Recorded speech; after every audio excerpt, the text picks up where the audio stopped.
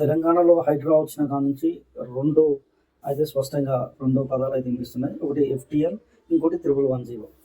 FTL అంటే full tank water. ఏదైనా ఒక చెరువు ఉందంటే దానికి ఫుల్ ఫ్లెడ్జ్గా నీళ్ళు వచ్చినప్పుడు ఆ నీళ్ళు ఎంతవరకు వస్తాయి అనేది ఏదైతే ల్యాండ్ ఉంటుందో అది టోటల్గా ఆ చెరువు పరిధిలో ఆ వాటర్ వచ్చేటటువంటి భూభాగాన్ని ఫుల్ ఎఫ్టీఎల్ అంటారు, ఫుల్ ట్యాంక్ లెవెల్ అన్నట్టు.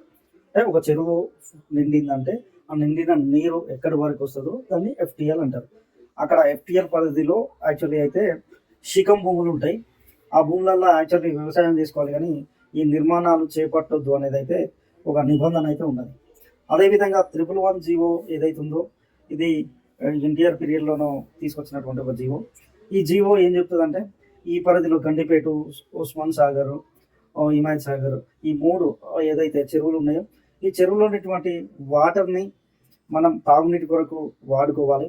ఈ పరిధిలో ఉన్నటువంటి భూములలో వాణిజ్య పంటలు వేయడం నిషేధం, ఫ్యాక్టరీలు కట్టడం నిషేధం. వాణిజ్య పంటలు కూడా ఓన్లీ పూల తోటలు లేకపోతే పండ్ల తోటలు పండించాల్సినటువంటి ఈ యొక్క ఏరియాగా డిక్లేర్ చేసింది. దీంట్లో క్రమేణా ఏమైందంటే చాలామంది విఐపీలు ఇక్కడ ల్యాండ్స్ తీసుకోవడం, ఫామ్ హౌస్లు కట్టుకోవడం ఇలాంటివి అనేది జరుగుతుంది. కొన్ని విలేజ్లలో గ్రామాలు కూడా ఉన్నాయి ఆ పరిధిలో. అంటే ఈ జీవో రాకముందు కూడా ఆ గ్రామాలు ఉన్నాయి. ఆ గ్రామాలలో ఇళ్ల నిర్మాణం ఉంది, కాంక్రీట్ నిర్మాణాలు అయితే ఉన్నాయి. అంటే ఇప్పుడు ఆ జీవో తర్వాత వచ్చిన తర్వాత కొత్త నిర్మాణాలు చేపట్టొద్దు అని అది యాక్చువల్లీ చెప్తుంది. ఆ పరిధిలో మనకు పర్మిషన్ అంటే బిల్డింగ్ పర్మిషన్ కూడా రాదు. ఏ ల్యాండ్ ఉన్నా కానీ కొత్తగా నాలా పర్మిషన్ కూడా రాదు. ఎందుకు నాలా పర్మిషన్ రాదు అంటే ఆ ఏరియాలో మనం ల్యాండ్ అనేది ఓన్లీ పూల తోటలకు పండ్ల తోటలకు మాత్రమే మనం యూజ్ చేసుకోవాలనేది దాని కాన్సెప్ట్.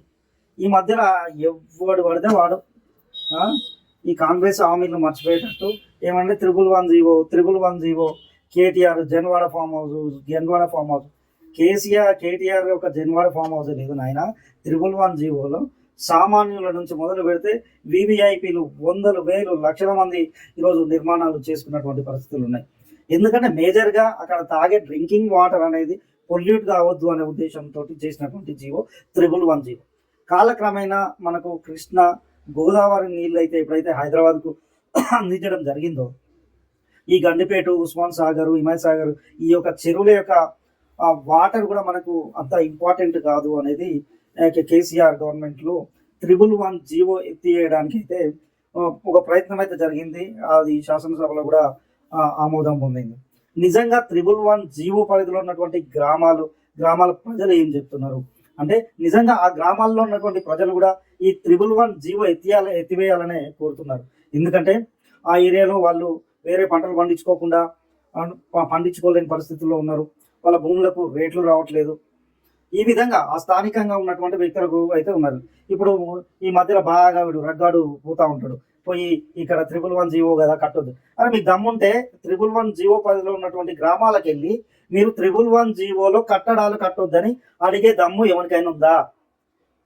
1110 జీవో పరిధిలో ఉన్నటువంటి గ్రామాలకు వెళ్ళి కాంక్రీట్లు నిర్మాణాలు కట్టొద్దు అని ప్రశ్న అడిగే దమ్ము ఏ రిపోర్టర్కైనా లేకపోతే ఏ ప్రభుత్వ అధికారికైనా లేకపోతే ఎవరికైనా ఉన్నదా? అంటే మీరుండే ఏరియాలలో భూముల రేట్లు పెరగాలి, మీరు ఉండే ఏరియాల్లో అన్ని ఫ్యాక్టరీలు లేకపోతే ఏదైనా నిర్మాణాలు జరగాలి, మీ భూములకు రెక్కలు రావాలి, మీరు మాత్రం మంచిగా ఉండాలి, హాయిగా ఉండాలి.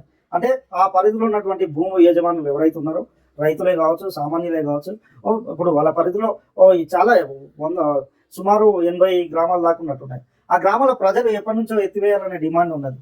వాళ్ళు వాణిజ్య పంటలు కూడా పండించుకోలేని పరిస్థితిలో ఉన్నారు. వాళ్ళు పండిస్తే పూలు పండియాలి, లేకపోతే పండ్లు పండియాలి.